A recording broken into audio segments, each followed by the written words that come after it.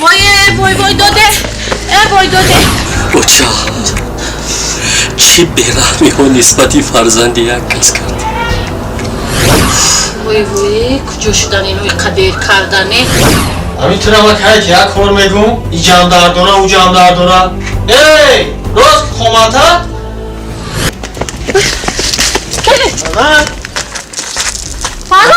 فاروق کلی فاروق بردار چی که فاروق میگوید زنک میگوید.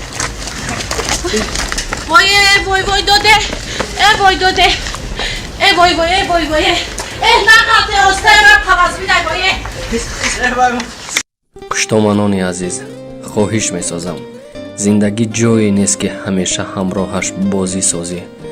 аз ин хотир барои сӯхтани зиндагии фарзандатон мусоида насозед. ман медонам гуноҳ яктарафа нест, келинҳо низ гунаҳгоранд, лек ба ҳар ҳол шумо вазифаи калом будани худро иҷро созед. وای کجا شدن اینو قدر کردنه. یک بار زنگم نمیزنن اون نمیگوین که اوچی ما تلقه کف شد برده کف شد این بی با زنگم میزنی و خیلی نمیبردارند.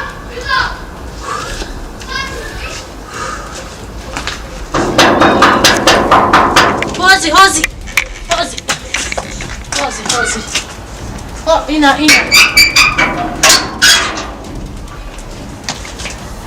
کجا شدی بچه؟ او یا در تلفن جواب نمیدی همین قضایی میزنی چی من نمیبرده. چی گم شد زن تولد کار نکرد چی شد چی گم شد؟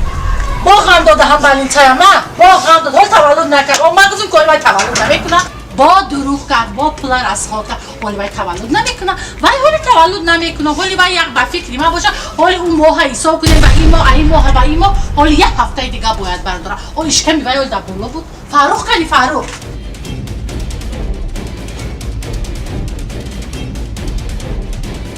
وای تولد کرد خدا با شکر چی کار مبارک شود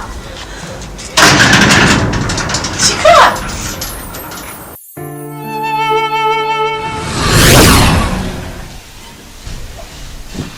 ای دختر بابای تو نفهمیدی اونجا چند کار کرده است برای یردم تیشه فهمیده استم روزی میرم خیلی فهمیده استی برای بکوخی کار بود که نبا میری گرده هم درد دارد هم ورم هم دخته است نمیفهمید شما میتونم که یک کار میگم ای جمع در دوره او جمع در دوره. ای راست خماتت تو را چی نگن چی بگن تمام ای جمع در دوره او جمع در دوره اما چند رنگی تو زنه که اخی چند تا تولد کرد کلام کرد تربیه کرد تو لیت نکردی خیلی پرد شد تمام قد شما درد دیلم کاره نمیشه درد دیل نه که من دمه بطیده دوبانه نیستیم درد دیل کنی باید تست از کرو را بکر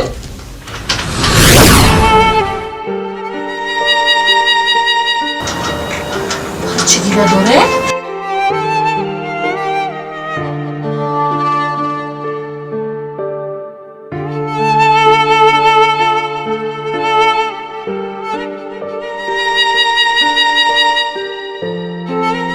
اوچا چی بیرحمی ها نسبتی فرزند یک کس کرد. نگذاشتی که با روز خودش شادیش رو در دست گیرد. نگذاشتی که فرزندش رو آغوش کند و بوسه کند.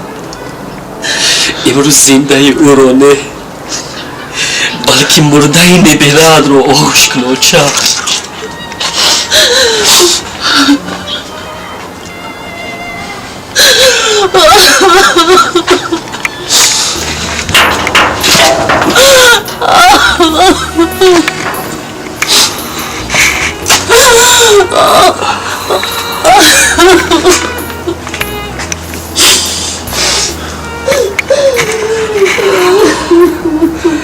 یک چیزی دیگر رو فراموش نکن اوچا جان.